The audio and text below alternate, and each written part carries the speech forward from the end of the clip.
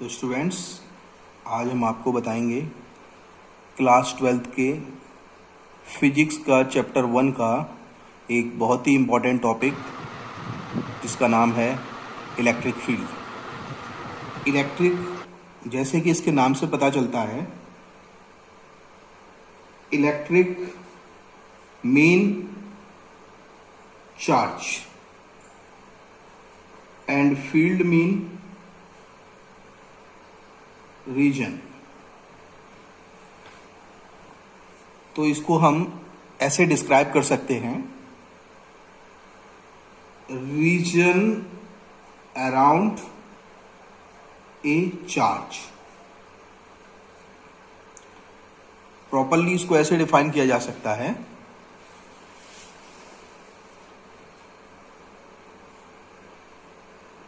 Reason around a charge where any other charge is brought, it experiences force।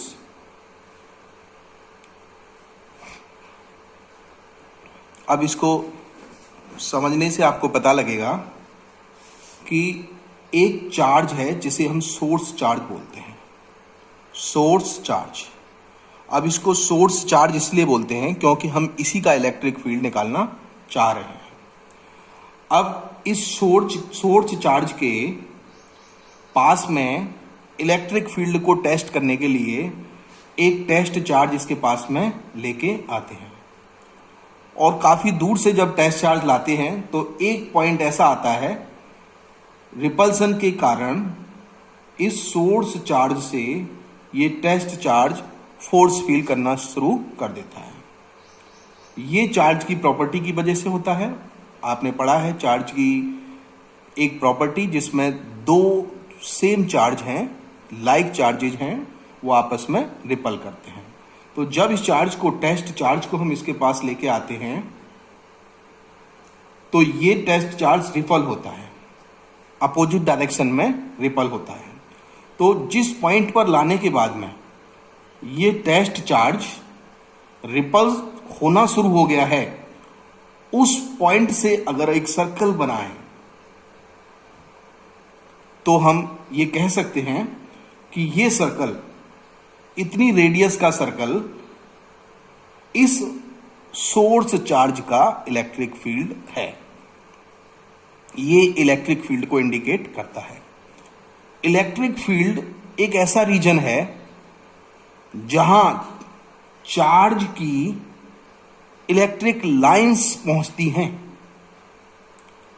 तो mathematically अगर हम relation बताएं तो ये जो फोर्स दोनों चार्जों के बीच में लग रहा है, सोर्स चार्ज और टेस्ट चार्ज, इस फोर्स को अगर हम F मान लेते हैं, let the force acting between source charge Q and test charge Q0 be F। तो ये जो फोर्स है, वो दो चीजों पे डिपेंड करता है। सबसे पहले, आप टेस्ट चार्ज कितना मैग्नीट्यूड में बड़ा है, उतना ही डायरेक्टली प्रोपोर्शनल फोर्स लगेगा। सेकंड, इलेक्ट्रिक फील्ड जो प्रोड्यूस्ड है सोर्स चार्ज की वजह से, वो कितना ज्यादा है। अगर हम इन दोनों इक्वेशंस को, इक्वेशन 1 एंड इक्वेशन 2 को कंबाइन करते हैं तो इसका जो रिजल्ट आएगा Q0 E है। आप जानते हो कि जब भी हम प्रोपोर्शनल का साइन हटाते हैं तो फिजिक्स में एक कांस्टेंट आता है, और यहाँ कांस्टेंट K है, और इसकी एक्सपेरिमेंटल वैल्यू अगर 1 है तो F = Q0 E आएगा।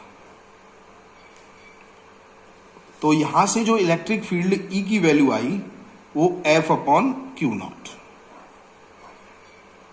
तो हम इलेक्ट्रिक फील्ड को इस तरीके से डिफाइन कर सकते हैं कि अगर यूनिट चार्ज Q0 को अगर 1 मान लेते हैं, 1 कूलाम, तो E की जो वैल्यू आएगी वो F के इक्वल आएगी। तो it can also be described और defined as if unit coulomb of charge is brought near source charge,